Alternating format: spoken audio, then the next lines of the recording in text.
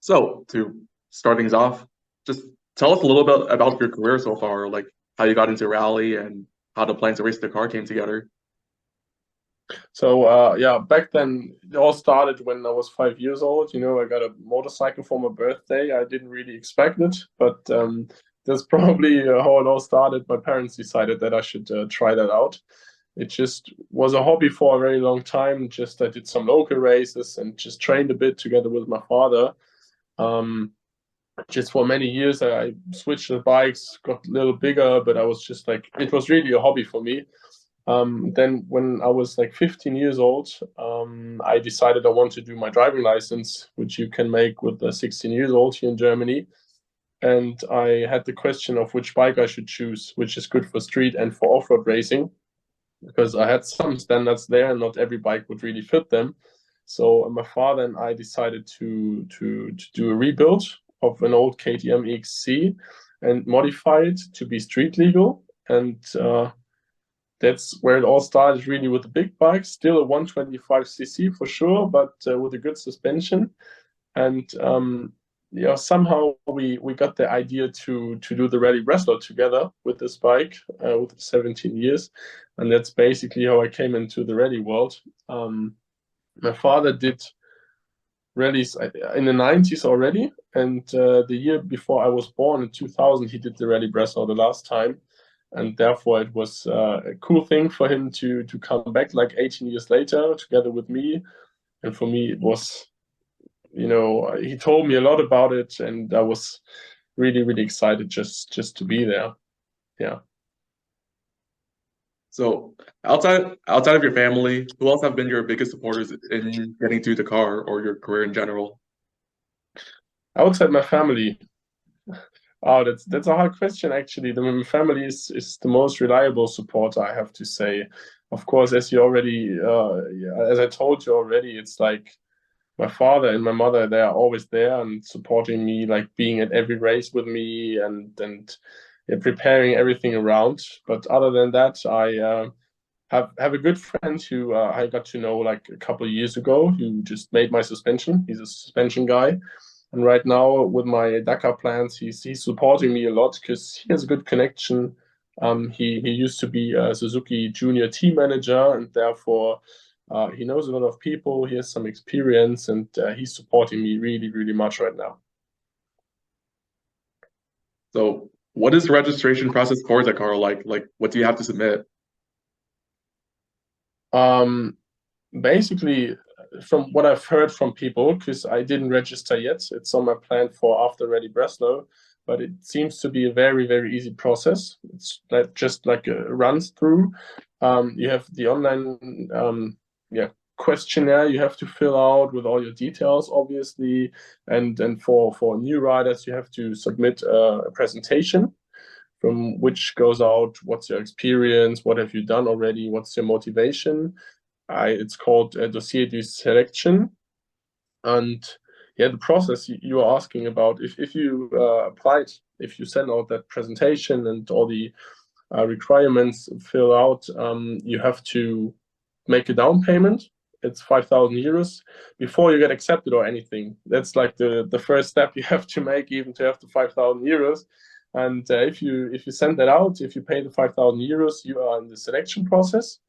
If you are in that, the ASO is yeah, reviewing everything and having a look at every competitor and is making a decision.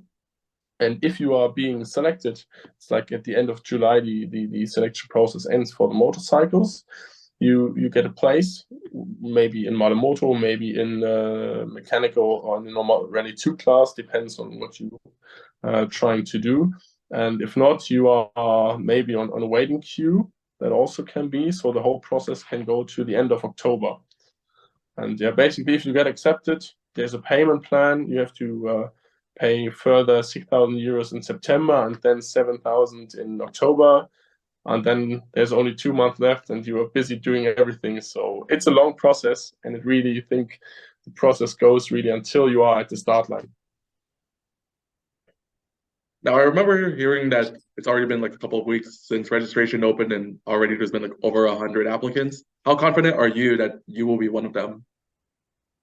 Yeah, I also heard that. For sure, you never can be 100% sure on what ASO decides. As you said, it depends on the amount of people who are trying to do Dakar in the motorcycle class, on the experience other riders bring with. But I'm pretty confident that I showed in Abu Dhabi that I'm able and capable to face the Rally Dakar. Um, if I personally, and if you consider that it was my first World Rally Raid Championship, my first really desert rally, I think to be in the consistent midfield shows that my riding skills and my physical capabilities are good, and that I'm really, as I said, able to make it to Dakar. Yeah. Also, which the ASO unfortunately doesn't take into um, consideration is I already did like the Rally Breslau 5 times, but yeah, they are more focused on the FIM rallies. But I think that also shows that it's not like my first rally I did in Abu Dhabi, and now I got the idea to do Dakar, so I'm preparing it for quite some years. And on the topic of Abu Dhabi, how was the experience racing there and racing alongside like the biggest names in the sport? Well, actually, it was really, really crazy. It was an awesome experience. I was like 10 days in Abu Dhabi with preparation, going to the race and racing itself, the 5 days, but it felt like ages. It took me some weeks to really realize what has happened in these 10 days, and where so many new experience, so many new people I got to meet, so many friends I have now, and obviously in Abu Dhabi it was really really great racing. It was really great turnout. I've never really seen it. You know, it was my second time in the desert. I've been to Dubai for 5 days 2 years ago, but I've never seen such high dunes as in Abu Dhabi. But yeah, it was really really good experience. And when we look at Dakar, it was just a very good thing to be in the empty quarter already and to really face the terrain which is really really similar to Dakar. So also I have to say to show in comparison to the big teams and to people who were in the big teams, it was very very nice to show that you can also do it on quite a low budget. My father and I were in a team. My father was always with me, and we started from the Berlin airport with 2 bags and a set of wheels and mousses, or tires and mousses, and that's it basically. And just I met a friend in Abu Dhabi who prepared the bike for me and gave me his tools, but we were really a two-man show with a rental car coming there with a bike, and to show that this is possible also at such a race was just amazing. Uh, so while in Abu Dhabi, who would you say were like your closest friends, or like even among those the new friends that you made there?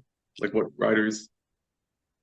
From the other competitors, Yeah, yes. well, it's hard to name them all, but if I have to think of one, it's I think Ashish Rane, the guy from India.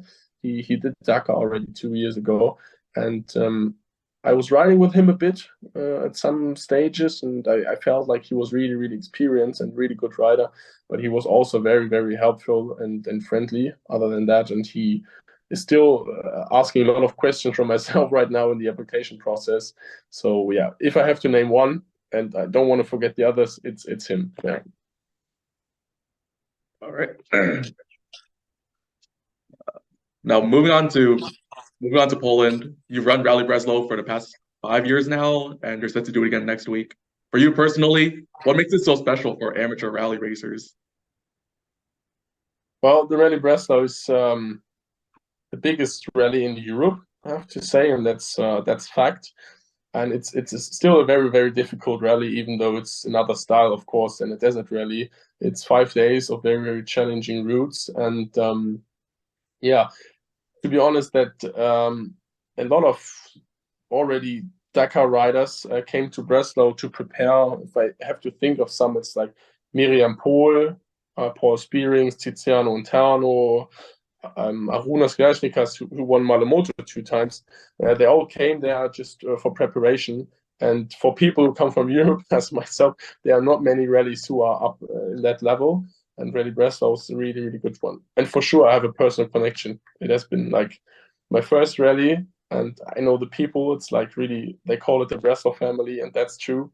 The people are very, very friendly, and I just know everyone, and people are already asking me what to do and how to prepare for that. People are writing me on social media, and just I feel very connected to this rally. Now, even though Breslau is in a different environment from Dakar, do you think racing Breslau helps you prepare for it, and how? I think very, very much, yeah. Especially as I said, if you come from Europe, you have to find possibilities to train. And the good thing is the Rally Breslau, also the organization itself, swapped their style of road books that is really, really similar to the FIM and FIA road book standard. So when it comes to learning how to navigate, the Rally Breslau is really, really good, because I have to say the navigation at Breslau is more difficult than at Abu Dhabi, from my experience, because you have a road book which is that size. It's really, really big, and in Abu Dhabi you get a really small one. And I think at Breslau you don't have like to go 20 kilometers straight. Sometimes you have the next turn after 50 meters, and to get all that process during riding and being up to speed is really, really difficult. So yeah, especially for navigation, it's good. Also for riding for sure, but you can't ride or you can't train riding dunes in Europe. So you have to find other solutions. So, what would you say is the goal for Breslau? Like, where do you see yourself performing? How do you see yourself doing there? Next week, you mean? Yeah, yeah. Like, how do you see Um, yourself finishing? What's your goal? Obviously, I looked at the list of competitors who are registered. It's already more than 50, which is a big number. It's getting more and more every year, and there are very new faces. I can't really estimate how good they are, what's the experience. But I finished P9 last year, and my personal goal would be just to improve, especially from riding, but also from the pace in the end. If I be like around somewhere P5 to P10, that would be really, really good for me, and that's my personal goal. But for sure, as you also know, a rally is very long and everything can happen. I just hope that I'm fine after the week. I have no physical problems and that I have no technical issues. I'm trying to prepare for that, and everything comes after. Now, you also recently did the Phoenix Rally as a co-driver.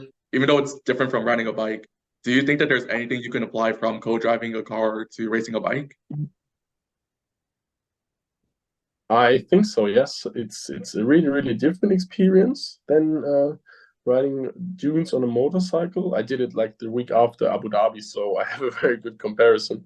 I was in a Land Rover Defender, so at first the field of vision is so small compared to on a bike, and for sure to express what you are seeing and what you're interpreting from the road book to someone who's driving and who has to understand what to do, it's really difficult. And you learn how to really, really also have a specific look at details in the road book. When you're riding on a motorcycle, you see it in a second and you know what to do, but you have to really, really be more careful when you are at the navigator. And also, obviously, just every minute to be in dunes, also in a car on a motorcycle, helps you to be able to read the dunes.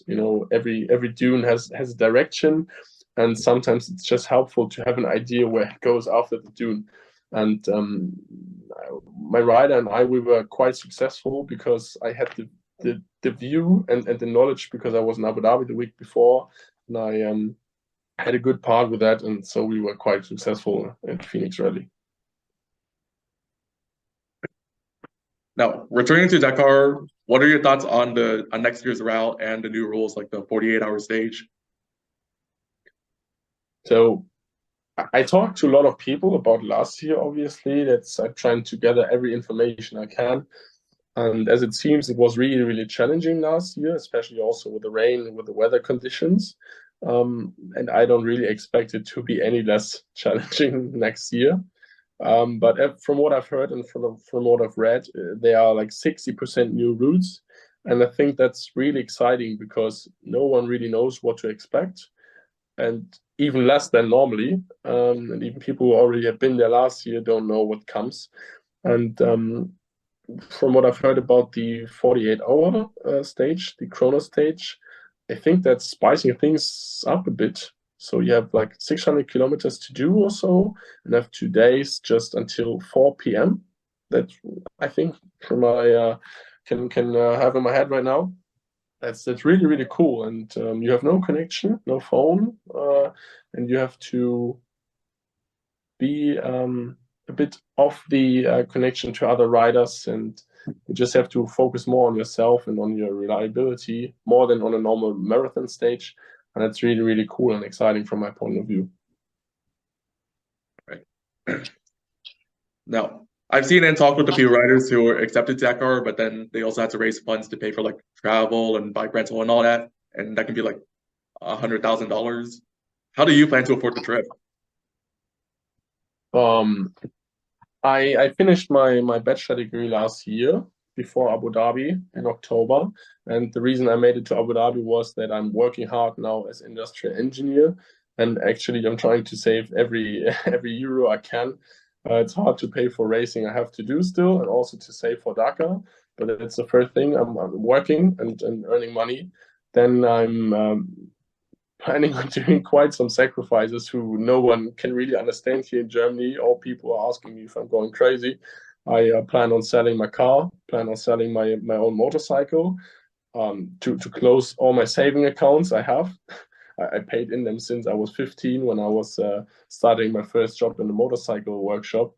And yeah, I try to gather as much as money together I can. Still, I have to live somewhere, obviously, but I'm taking all down. I'm taking everything away which is possible, and then I'm taking a credit to take to have money for the bike, because I don't want to pay for like an entry fee with a credit, but for a bike which has really a value still after the race.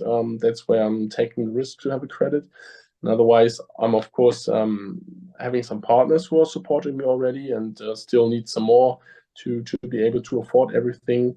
And I'm happy to have already convinced partners to follow my dream of becoming the youngest German ever to compete in Rally Dakar, and hope to convince others still, and that there are others who are sharing that dream also with me. So, what other races do you have planned this year after Breslau? Yeah, for sure, it's Rally Breslau. Then I'm doing the German cross country series here in Germany, which is like enduro style cross country races. And to be better prepared for Rally Dakar, I do it in the two-cylinder class with the KTM 950, which weighs even more than a rally bike. It's about 210 kilos, I think. So I'm trying to get used to heavy bikes and big bikes. So therefore, there are still 4 races in Germany I'm doing this year. And also I'm planning on doing a road book school still in Dubai with the Deuced Rally team, which will prepare me also with even more EITF navigation style and more road books in the dunes, and really, really professional coaching from experienced Dakar riders. So that's my plan for this year still until Rally Dakar, because I think, well, I'm planning on buying a KTM Rally replica, and therefore, from what I've heard from people, it's really, really important to have ridden that bike before Dakar. You can't show up there with a bike you've never ridden, and it has some really it's not tricky to handle, but it's a very specific bike. So I'm really trying to get some hours on that in the dunes. So that's my plan now. Now, it might be a little too early to look into the future, but what do you have? Well, what do you want to do in the future after Dakar? Like, if possible, would you want to race a world championship? As you said, it's quite early to think about that, but for sure I have some thoughts. Um, the Dakar is the one I'm looking forward now, and what's the biggest point on my to-do list for sure. I'm dreaming since I was with my father looking at all the Dakar summaries here in Germany at Eurosports since I could think of that. But afterwards, I think I can't stay away from racing for sure not. Even though I maybe might have accomplished that dream. Um, it's going to be really hard, and I'm pretty sure I will come back to racing some races of the World Championship for sure. If everything works out, if I have the background, if I have the possibilities, why shouldn't I do the whole championship? I think there are other really, really interesting races other than Dakar and Abu Dhabi. I think Morocco is really, really interesting. Also, to go to Sonora Rally, probably really excites me thinking about that. But with the possibilities I have right now, I'm just trying to do Dakar, and that's the biggest challenge actually I'm facing. I have ever faced. It's really, really crazy what amounts of work you have to put in there just to be there for 12 stages, 14 days to do all that. So sometimes I ask myself how I came into that, and the next morning I wake up and I forgot everything, and I'm really, really sure of what I'm doing here. It's just probably every rally addict has the same thoughts and problems, if you can consider that as a problem. So Great. Oh, before we wrap this up, is there anything else you would like to add? um any specific thing? Yeah, just anything that comes to mind for you? Yeah, I'm on my plans for the Dakar specifically. I'm trying to bring my father if I can do it financially, because as I said, he's one of the biggest supporters actually until here. And as I also mentioned, my father did some rally racing back in the 90s, and he also met his idols back then, which were like Fabrizio Mioni and Richard Sang. And my whole childhood, he told me about the moment he met Fabrizio Mioni the first time, and what kind of guy, what really kind guy he was, and how not unhappy, but he often says he also would want have to do Dakar, but couldn't do it because he had family responsibilities, and I was on the way. So I also see it kind of as an accomplishment of the dream which has been passed on by my father, and to take him there also, I can't imagine how it must feel for him that his dream lives on and I can really accomplish that. So as always, we two are going to be a team. He's supporting me in every way. He will do, I'm pretty sure. And as a team, I hope we can make the dream come true.